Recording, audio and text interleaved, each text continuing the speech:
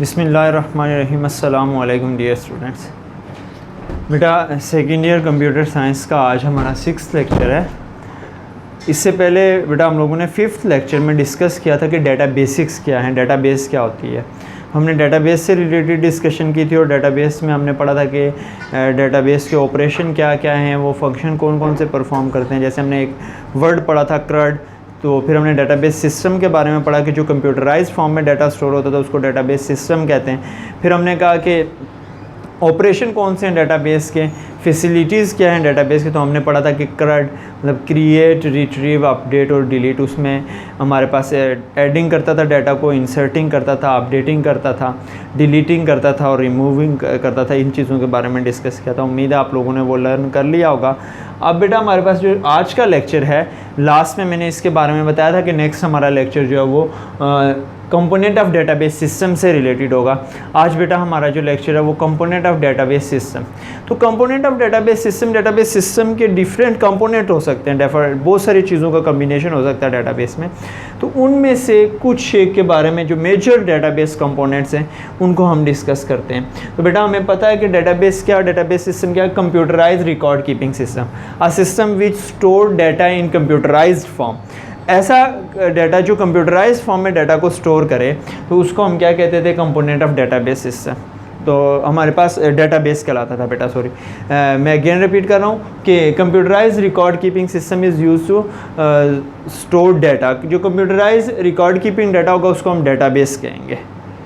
अब बेटा इस चीज़ को याद रखें, हमेशा से पिछले लेक्चर में भी हमने कहा था कि जो कंप्यूटराइज्ड रिकॉर्ड कीपिंग सिस्टम है तो उसको हमने क्या कहा था? डेटाबेस कहा था। अब बेटा डेटाबेस के कंपोनेंट्स जो है वो हमारे पास 4 कंपोनेंट्स, जो आज का हमारा टॉपिक है। तो आज के टॉपिक के बारे में हम लेके चलते हैं बेटा। तो इसमें कंपोनेंट्स ऑफ डेटाबेस सिस्टम में डाटा है, हार्डवेयर है, सॉफ्टवेयर है और पर्सनल्स हैं। हमारे पास ये 4 चीज़ें हैं जो डेटाबेस सिस्टम के अंदर शामिल हैं। एक हमारे पास डाटा है। तो बेटा डेटाबेस सिस्टम जो है ना, तो डाटा के बगैर तो कुछ नहीं है। जब डेटाबेस सिस्टम है तो हमने डेटाबेस उसको कहा, तो वो भी डाटा से है, उसमें भी डाटा है तो वो डेटाबेस बना। और डेटाबेस को कंप्यूटराइज्ड फॉर्म में कहेंगे तो एप्लीकेशन की फॉर्म में कहेंगे तो वो डेटाबेस सिस्टम होगा। अब बेटा data is a important part of database system. So अगर डाटा नहीं होगा तो हमारे पास हम डाटा नहीं होगा तो डेटाबेस को कैसे बनाएंगे? तो सो डाटा इम्पोर्टेंट पार्ट है हमारे पास डेटाबेस सिस्टम का हमारे पास।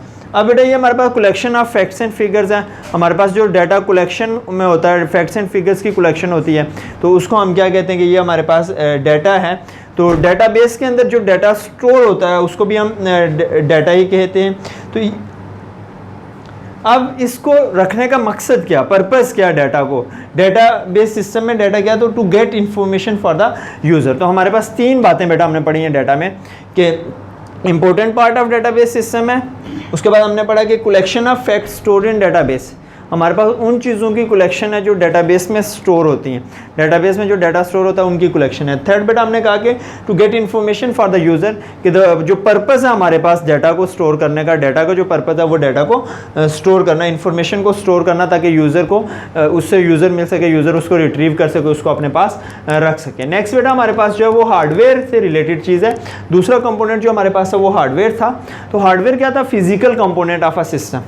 किसी सिस्टम के जो फिज़िकल कंपोनेंट्स होते हैं वो हमारे पास हार्डवेयर कहलाते हैं। मैं फिज़िकल आप लोग फर्स्ट ईयर में डिटेल में डिस्कस कर चुके हैं, डाटा के बारे में, हार्डवेयर्स के बारे में भी, कि फिज़िकल पार्ट्स हमारे पास इनपुट यूनिट्स होते हैं, आउटपुट यूनिट्स होते हैं, स्टोरेज यूनिट्स होते हैं। तो बेटा फिज़िकल पार्ट्स जिनको हम टच कर सकते हैं, फील कर सकते हैं, वो हार्डवेयर कहलाते हैं। इसमें बेटा हमारे पास जो 4 बेसिक पर्पज़ हैं, जो हमारे पास टाइप्स हैं, वो 4 होती हैं।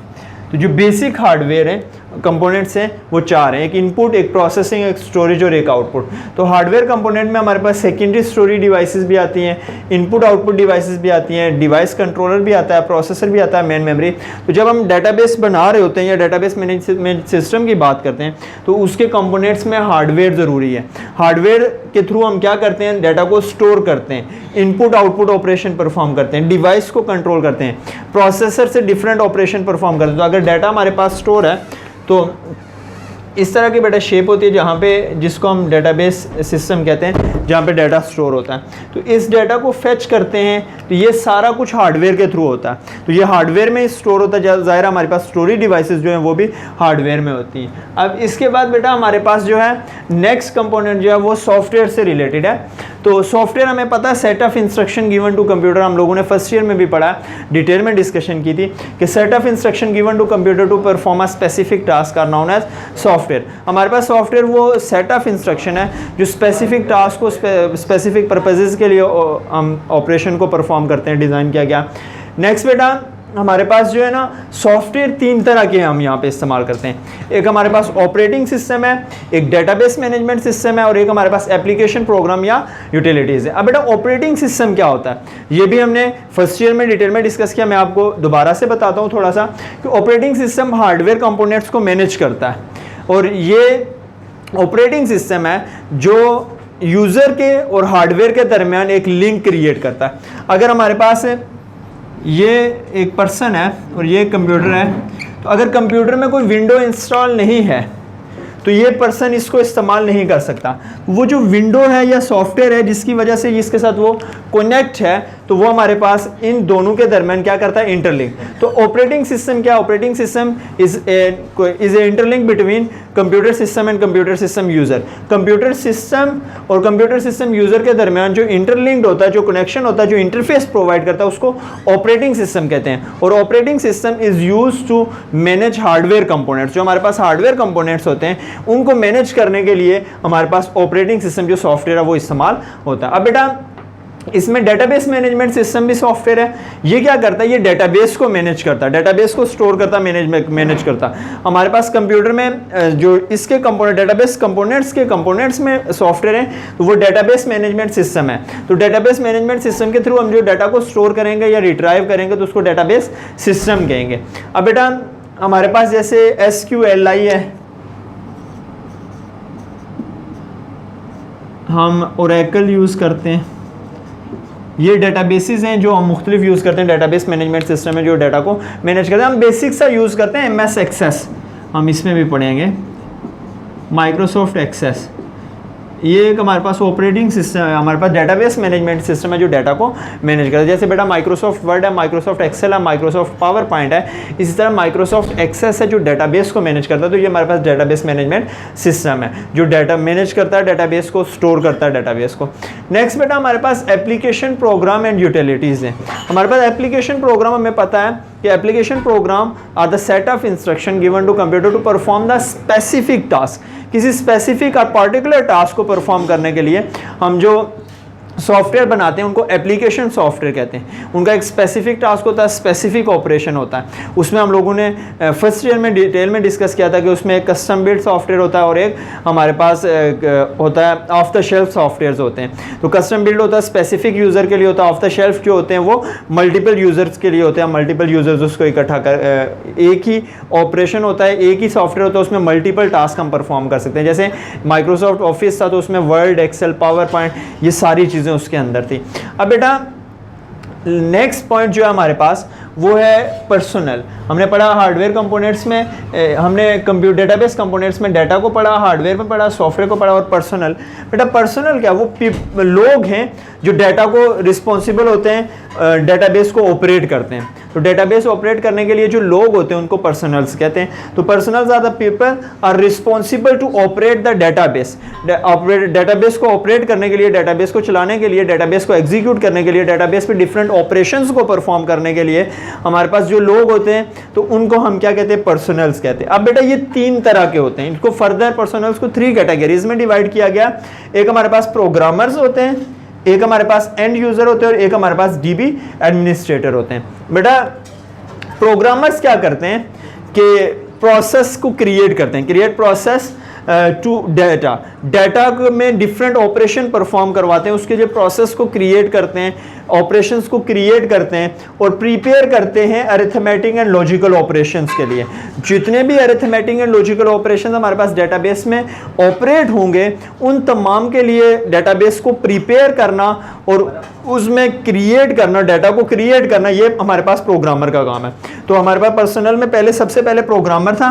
प्रोग्रामर क्या करता है कि प्रोग्रामर के 2 टास्क हैं, एक डाटा को क्रिएट करना डेटाबेस में, दूसरा बेटा अरिथमेटिक एंड लॉजिकल ऑपरेशंस जितने भी डेटाबेस में ऑपरेट हो रहे हैं, परफॉर्म हो रहे हैं, तो उनके लिए उसको प्रिपेयर करना। नेक्स्ट बेटा हमारे पास पर्सनल जो है वो एंड यूजर है।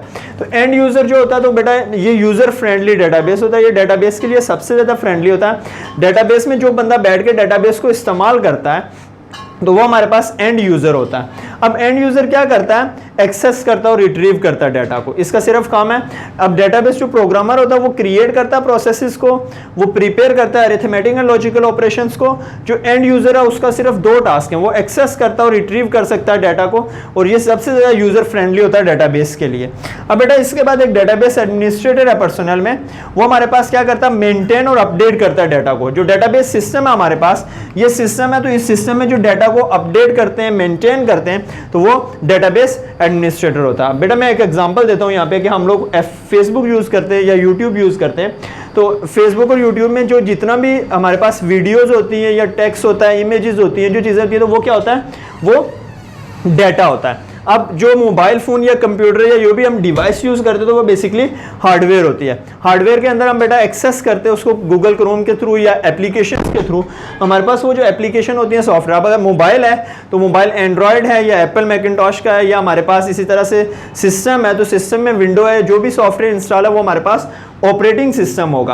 अब बेटा ऑपरेटिंग सिस्टम में डेटाबेस मैनेजमेंट सिस्टम में डाटा स्टोर है, वहाँ से हम उसको एक्सेस करेंगे तो सॉफ्टवेयर हमारे पास वो है। उसके बाद बेटा हमारे पास पर्सनल्स हैं, तो वो हमने डिटेल में अभी डिस्कस किया कि तीन तरह के हमारे पास वो लोग होते हैं जो रिस्पॉन्सिबल होते हैं डेटाबेस को ऑपरेट करने के लिए।